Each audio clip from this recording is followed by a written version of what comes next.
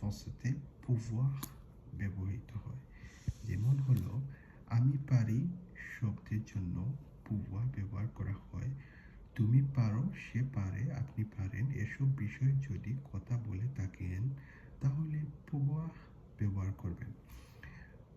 তাহলে pouvoir কিভাবে ব্যবহৃত হয়, যেমন আমি পারি je peux, তুমি পারো tu peux, সে পারে il peut, আমরা পারি on peut, আমরা পারি nous pouvons, আপনি পারেন vous pouvez, তারা পারে ils pourront।